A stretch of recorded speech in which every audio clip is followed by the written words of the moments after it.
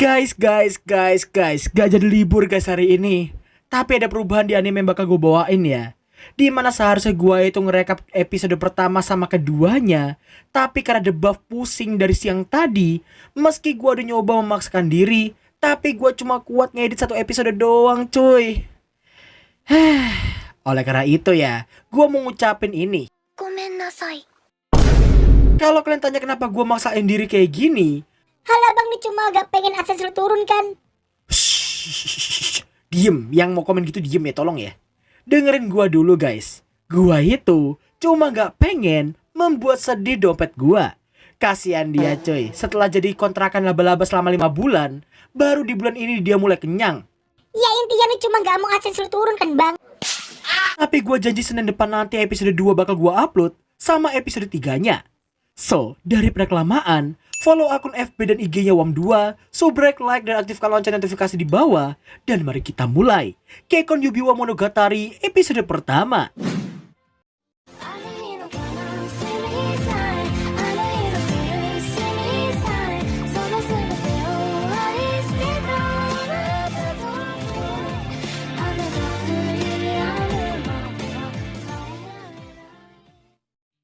Anime ini diawali dengan memperlihatkan seorang gadis SMA yang sedang berada di suatu kerajaan. どれだけこの日を待ちわびたことか。アラバスタ様の予言から10年。 Scene mundur ke 10 tahun yang lalu. Terlihat seorang bocil bernama Sato Haruto yang terjatuh dari pohon karena terkejut melihat cahaya kuning keemasan yang muncul secara tiba-tiba.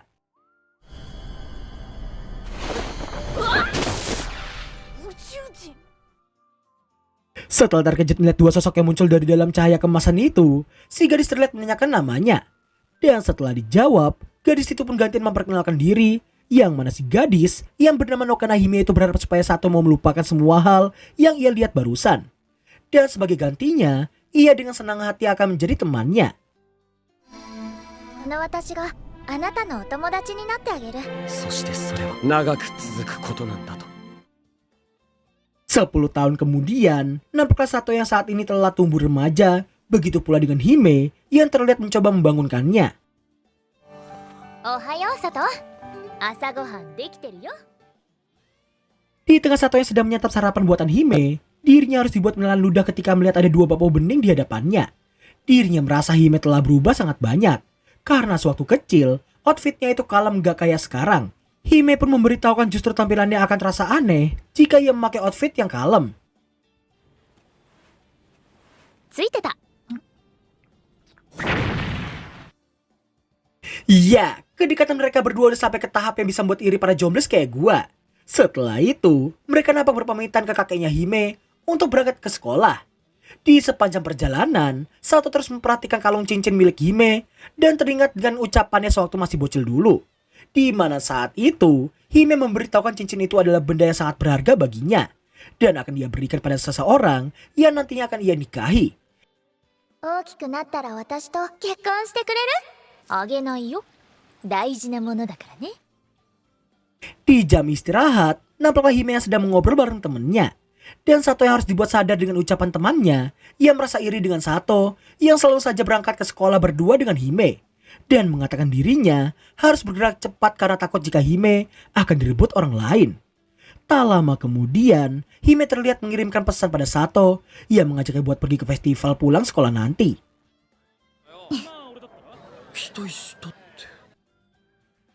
Sepulang sekolah, sesuai dengan janji sebelumnya mereka terlihat ketemuan sebelum pergi ke festival. Melihat wajah Sato yang terkejut, Hime yang awalnya mau godain pun malah terkena counter attack karena Sato yang menjawabnya dengan sangat jujur. 見とれちゃった？ まあ Nah, abis ini kita bakal melihat dan sempat terbayang gimana jadinya kalau kita semua punya teman masa kecil seperti Hime. Setelah membeli pisang coklat dengan tampilan yang dibilang lucu olehnya, mereka terhenti di depan kios tembak berhadiah. Hime yang sangat menginginkan boneka Dogi yang terpajang di sana jelas membuat Sato berniat untuk mendapatkannya. Sampai pada akhirnya...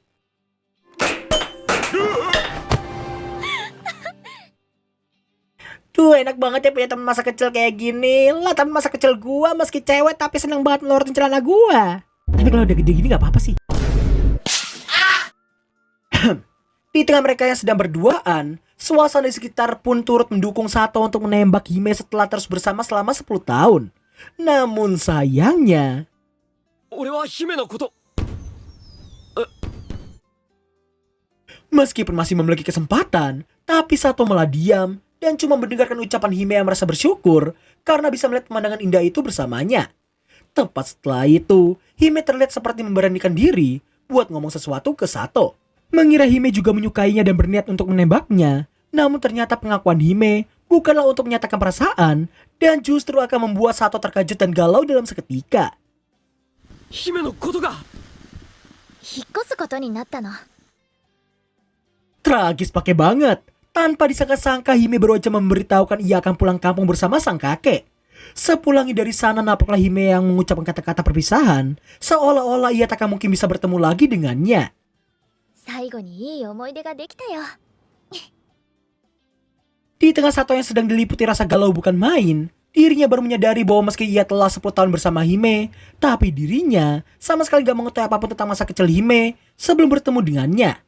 Dan tepat ketika Sato yang hampir terlelap, secara tiba-tiba cahaya kuning kemasan yang kita lihat di awal scene tadi muncul, dan sontak hal itu membuat Sato jadi teringat tentang awal mula pertemuannya dengan Hime 10 tahun yang lalu. 行かないでくれ Untungnya, Sato tiba tepat sebelum Hime akan memasuki portal cahaya. Karena Sato yang telah mengingat semuanya, Hime jadi gak bisa mengelak sama sekali. Dan memberitahukan soal dirinya, ia merupakan seorang tuan putri dari suatu kerajaan di Isekai. Dan setelah 10 tahun berada di bumi, kini dirinya harus kembali untuk menikah dengan seseorang. Mendengar hal itu, sudah pasti membuat Sato terkejut, dan gue yakin saat ini hatinya pasti sedang berteriak atau menangis. Meskipun ingin menghentikannya, tapi jelas aja itu percuma. Hime pun akhirnya pergi setelah mengucapkan kalimat perpisahan padanya. Seperginya Hime, Sato terlihat mempertanyakan untuk apa ia datang jika akhirnya ia hanya akan membiarkan sang pujaan hatinya pergi begitu aja. Maka dari itu, sang MC kita ini terlihat memberanikan diri untuk menerobos segala resiko yang akan menantinya di masa depan nanti.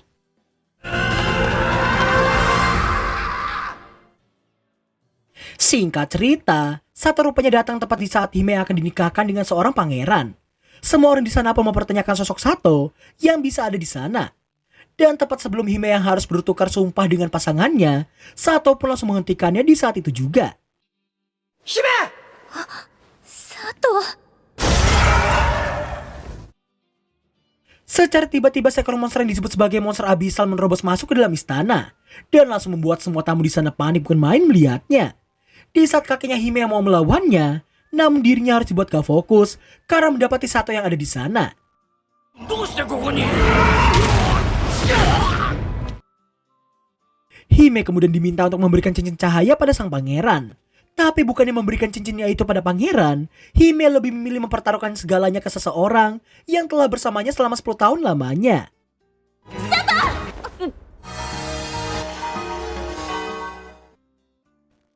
Meski beroja melihat calon waifunya lebih memilih pria lain, tapi si pangeran ternyata bukan tipe yang gue benci. Karena dirinya memahami perasaan Hime pada Sato. Dirinya bahkan melemparkan pedangnya itu pada Sato untuk ia gunakan. Sato yang awalnya kebingungan harus melakukan apa dengan pedang itu, tapi setelah monster abisal tadi mendekat, cincin cahaya yang dipakai oleh Sato terlihat bercahaya dan membuat pedang yang dipegang olehnya pun seperti teraliri oleh kekuatan cahaya yang sangat luar biasa. Sampai pada akhirnya,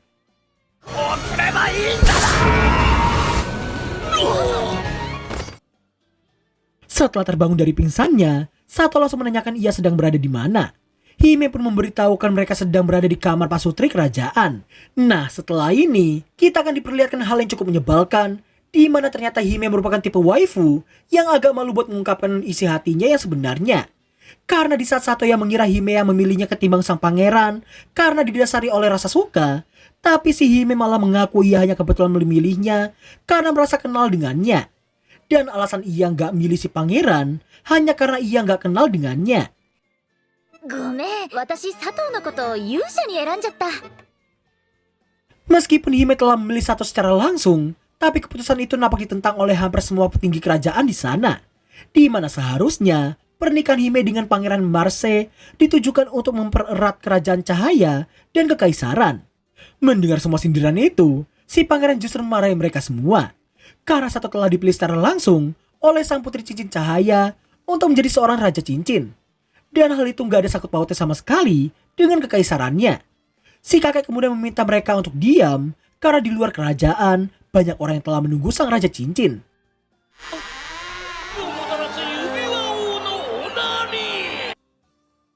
Di tengah Sato yang masih terkejut melihat banyaknya rakyat yang menaruh harapan padanya, si kakek memintanya untuk mengucapkan sepatah kata untuk mereka semua.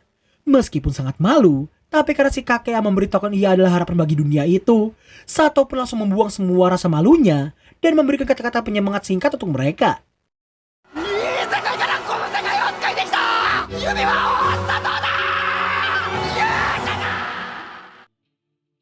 Singkat cerita di pemandian, kita akan diperlihatkan momen yang wajib banget gua sensor supaya para bocil yang menonton bisa memahami bahwa gambar atau video kayak gini itu sangat dilarang buat bocil seumurannya. Nampaklah Hime yang muncul untuk mandi bareng bersamanya. Hime kemudian minta maaf pada Sato karena ulahnya dirinya jadi harus memikul tanggung jawab seorang hero. Mendengar hal itu, Sato pun merasa gak masalah dan justru merasa senang karena Hime yang telah memilihnya. Setelahnya, Hime pun sangat terkejut karena Sato yang memutuskan buat tinggal di dunia itu bersamanya. Itu ingin dia lakukan karena dirinya ingin melindunginya dari semua monster abisal yang mengincarnya.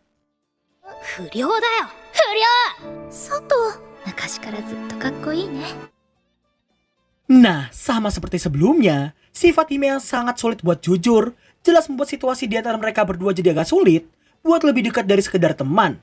Apalagi ketika Sato yang sudah sangat terang-terangan, tapi karena mengira Hime gak punya perasaan apa-apa padanya, hal itu membuatnya mengaku menyukainya sebagai teman yang sangat berharga.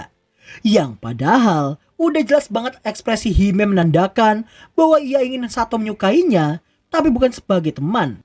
Gak lama setelah itu, Sato pun sangat terkejut di saat mendengar suara lonceng yang berdentang dengan sangat kencang. Hime yang melihat anak kondanya Sato pun auto memerah dalam seketika.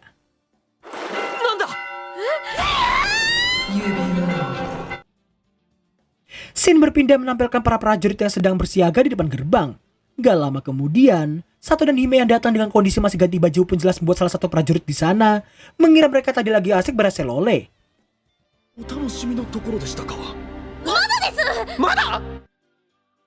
Setelah menjelaskan situasinya, Sato yang dijejali oleh banyak sekali harapan sebagai sang raja cincin sontak membuat Hime ingin melarangnya, apalagi ia tahu Sato sama sekali gak punya pengalaman dalam bertarung. Meski begitu, si kakek menekankan bahwa Sato tetap harus melakukannya. Setelah diberi sebuah kabak perang, si kakek memberikan aji-aji supaya Sato bisa melalui perang perdananya sebagai seorang raja cincin. Sato kemudian mengaku meskipun ia gak mengetahui situasi yang sedang menimpa Isekai, tapi ia memahami situasi yang sedang dipikul oleh Hime. Maka dari itu, ia akan membantunya sekuat tenaga.